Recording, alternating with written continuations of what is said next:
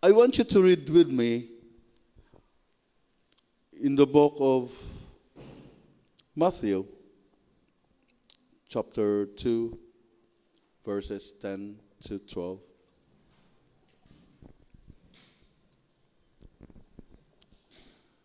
When they saw the star.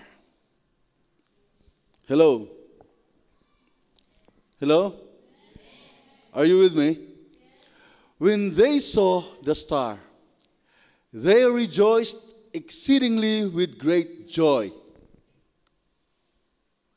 And going into the house, they saw the child. So kanina, ang una lang nakita, ang star. Okay? Remember that. And the second verse, and going into the house, they saw the child with Mary, his mother, and they fell down and worshipped him. Then, opening their treasures, they offered him gifts, gold and frankincense and myrrh. 12, and being warned in a dream not to return to Herod,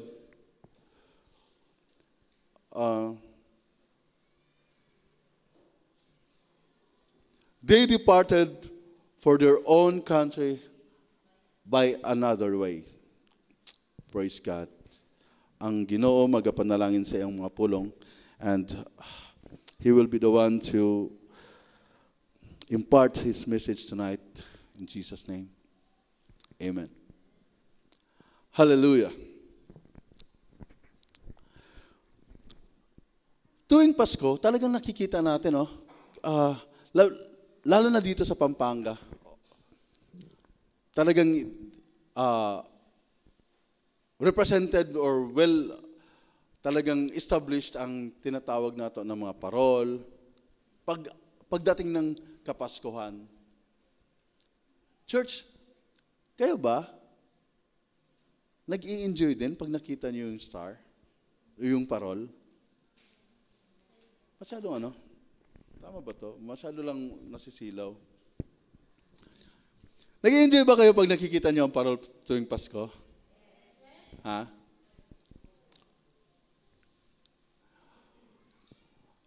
Dito, church,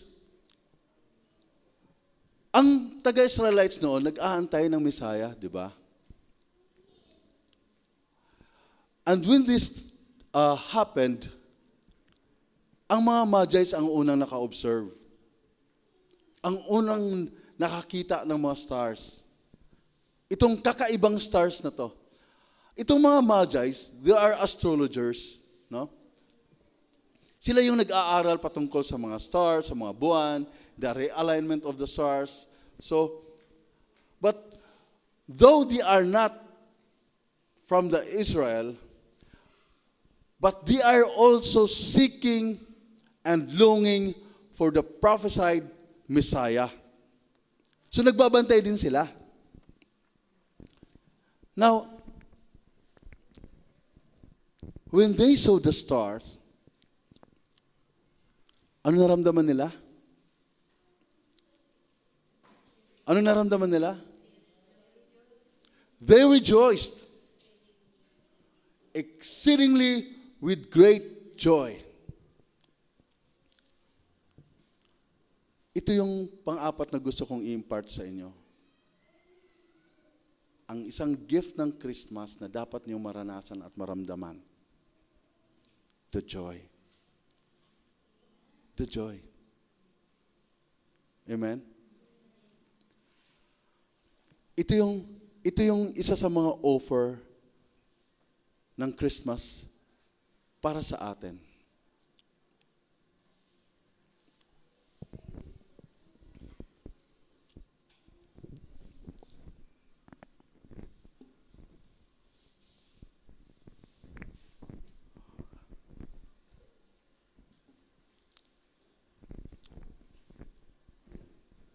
Itong stars na to, itong joy na to, no? Na bunga ng nakikita na lang stars. Hindi mo rin ito maramdaman kung deep inside hindi ka naglulong. If you will not desire for it, you will not really find the real joy.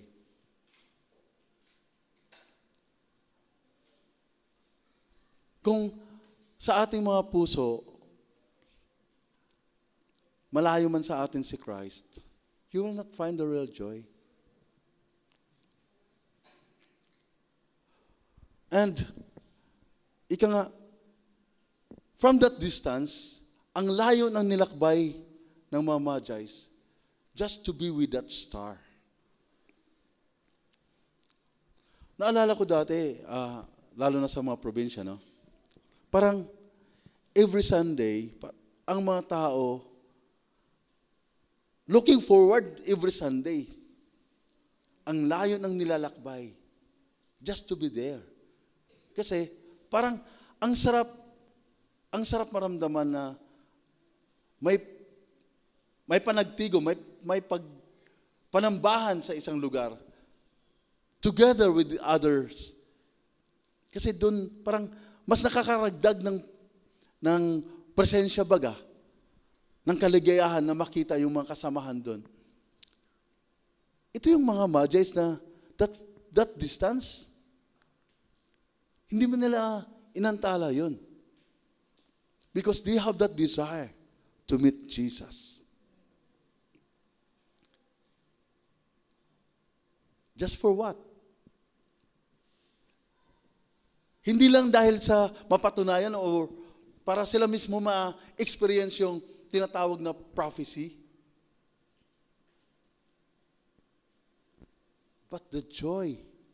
Sabi nga dito, they rejoiced exceedingly with great joy. Parang wala na akong ibang definitions pa dyan or how to describe that kind of joy.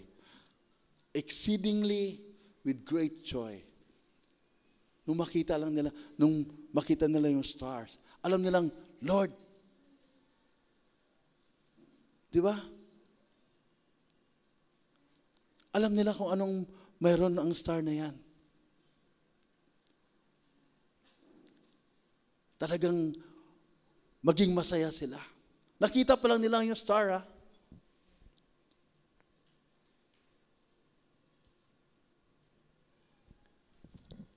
Here comes, nung napunta na sila sa bahay.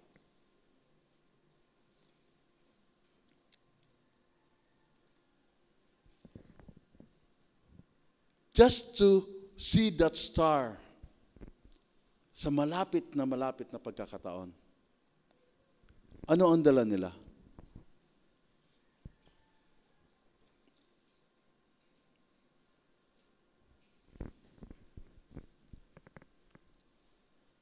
Mayroon ba dyan? Next slide.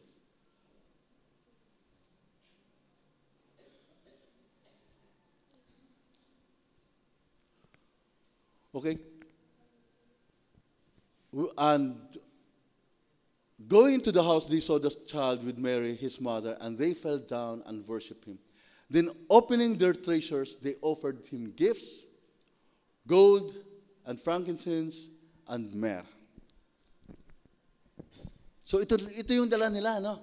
Hindi sila pumunta doon na wala lang. Basta lang makita ko ang ano na yan, ang star na yan. So, yung desire nila na makita, hindi lang doon natatapos ang ginagawa nila. They brought gifts with them. At ito yung gifts that cost. Hindi lang basta-basta nag-gift, ha?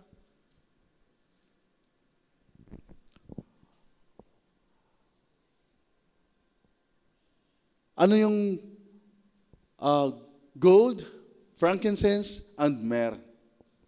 Church, tingnan natin yung gold. Ang gold daw, it represents it represents a kingship. So alam nila na yung star na yon, no? Ito yung hari, ito yung katuparan ng mga propesya. So they are willing to give gold para madeklara na ito talaga ang hari. It represents the the kingship of the Lord Jesus.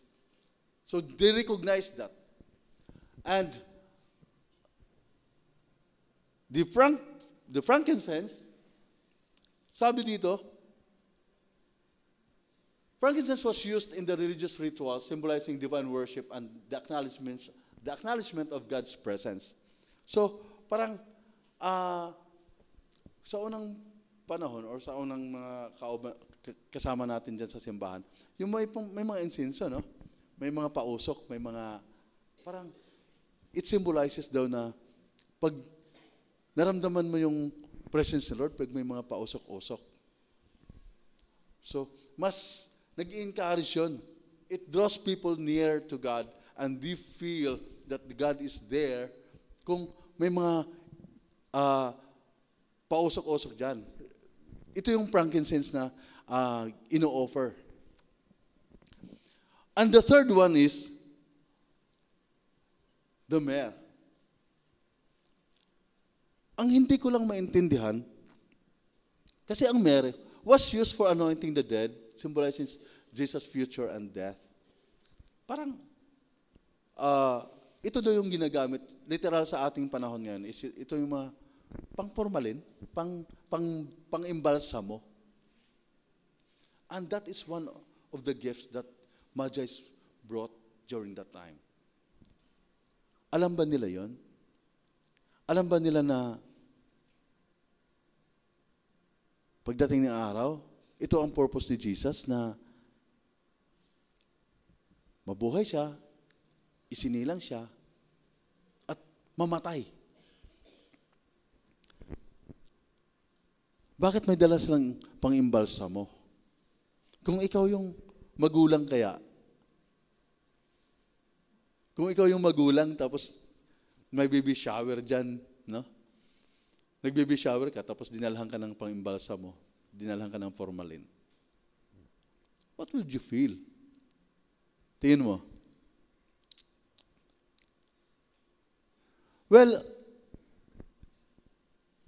during that time, still, ito ay isa sa mga mamahaling bagay. Mga mayayaman lang ang pwedeng magkakaroon ng ganito. Kahit man ngayon, di ba? Pag may namatay, magdidepende sa formalin or pag-iimbalsa mo ang patagalan ng lamay. Kung gusto mo for 3 days lang, for 1 week, or 5 days, or what. Noong unang panahon, ito'y pinakamamahal din ng mga bagay. Pag mayaman ka, kaya mong magpaimbalsa mo ng for that long para hindi aamoy yung patay. What I'm trying to drive here is that these are the gifts that cost. Tayo ba willing to give that cost for Him?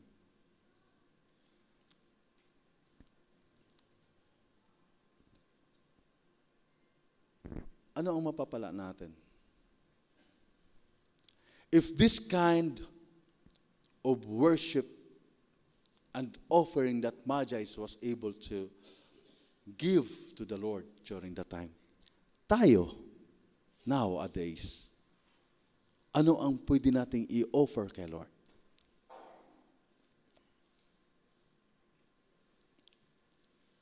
Hello? Hello? Marami tayong gagawin, di ba? Or marami tayong gawain. Pero, still, praise the Lord. Nandito tayo, during the time, para magsama-samang sambahin ang Panginoon. And that's one of the best, no? The time na pwede nating i-offer kay Lord. Though sometimes it's free. Mostly, actually, time is free, pero sometimes, napakahirap niyang angkinin. Napakahirap niyang pagbigyan.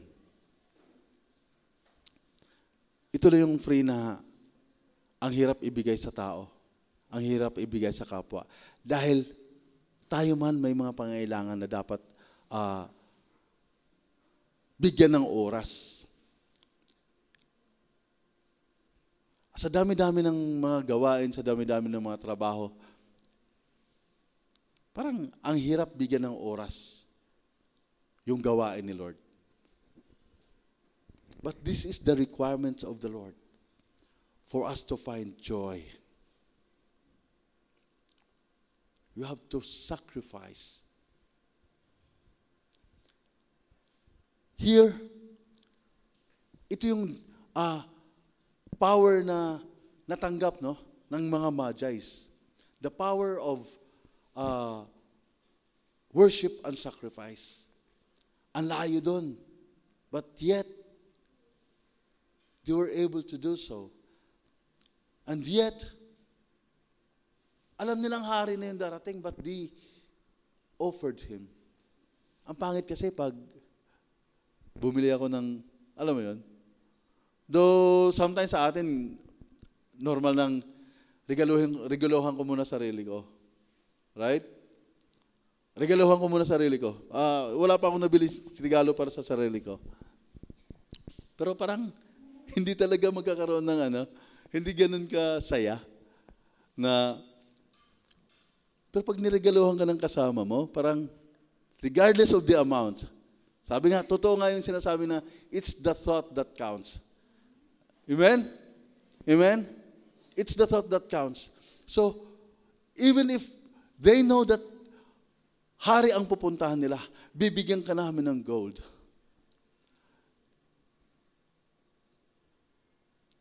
Lord, you are the source of this, but we will offer this.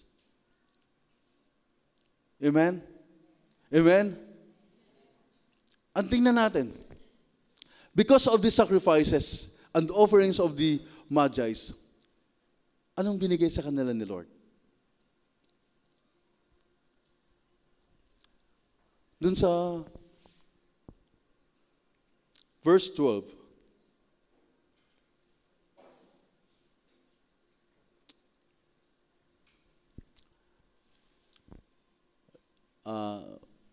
balikan natin yung verse 12.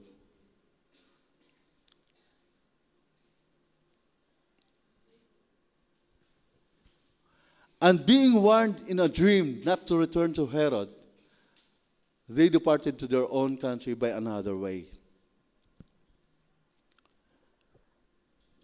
Pag nagbigay ka kay Lord, pag nag-sacrifice ka para kay Lord, tandaan mo, hindi ka pababayaan ni Lord na uuwing luhaan or wala lang. More than you can imagine na pwede niyang ibalik sa iyo. First, protection. Hello? Hello? Mas gustuhin ko pang gumastos ka ngayon ng 100, kung ang kapalit naman ito, safety and protection. Di ba? Sa mga magmumotor, mahal man ang helmet, pero mas gustuhin mo talagang maganda at matibay. Kasi protection yun. Ganun lang kasimple. Nung binigyan nila si Lord ng ganung mga sacrifices and offerings, hindi sila pinabayaan ni Lord. May mga danger sa palibot pagkatapos. Ika nga, hindi kasi papayag si Satan na hindi ka guguluhin eh. No? Pagkatapos mong purihin si Lord, rest assured na gagawa ng paraan si Satan para ipapahama ka. Noon pa yan, the history of the Bibles, talagang ganun ang ginagawa ng Satan. And God knows that. Kaya sa lahat ng lumapit sa Kanya, sa lahat ng mga sacrifices na binibigay para sa Kanya, nagbibigay siya in return sa pamamagitan ng protection. Itong mga Magi's, they were warned. No? Ito, pag bumalik lang to sa amin, papatayin ko to eh.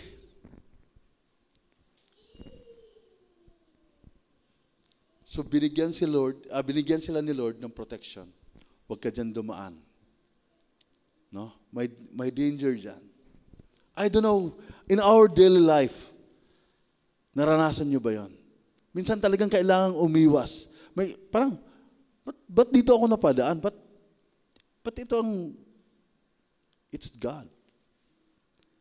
Siya ang gumawa ng paraan para maalagaan ka at maproteksyonan. Amen? Amen? Now, church, bakit ang mga Magi's? Bakit ang mga Magi's? Bakit sila ang unang nakakita ng stars? Bakit sa kanila ni-reveal na yun nga ang star ni Jesus?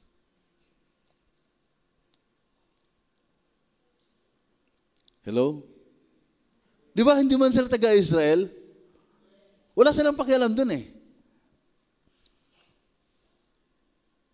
Ang trabaho nila noon ay pag-aralan kung ano ang mga buwan, ano ang mga alignment ng stars, ano ang klaseng mga pangyayari dyan sa alapaap at sa atmospheres.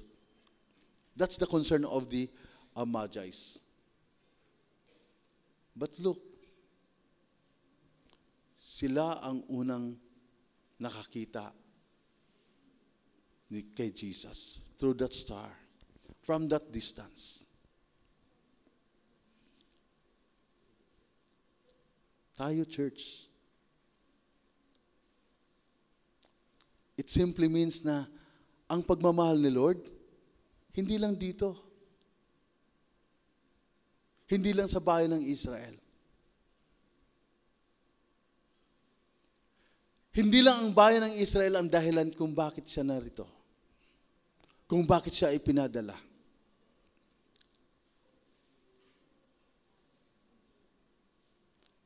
Church, ikaw ang dahilan. Yung katabi mo ang dahilan. Hello? Tingnan mo nga yung katabi mo. Sabihin mo nga, ikaw lang sapat na. Ikaw lang sapat na. Ikaw ang dahilan kung bakit bumaba ang stars, kung bakit may Christmas ngayon. Amen? Amen? So,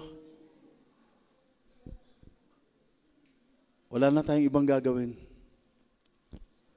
If you saw that stars, if you see Jesus, if you want to see Jesus, go to Him, worship Him, offer Him with the gifts that cost. May kanta doon eh. May kanta kami noon na, I will not offer anything that cost me nothing. Yun dapat ang magiging desire natin. Okay? Kasi yan din ang desire ni Lord para sa'yo. Ang makita ka lang masaya. Ang makita kang masaya. Ang makita kang malaya. Ang makita kang pinagpala. Dahil ikaw lang sapat na. Magandang gabi and Merry Christmas sa lahat, church.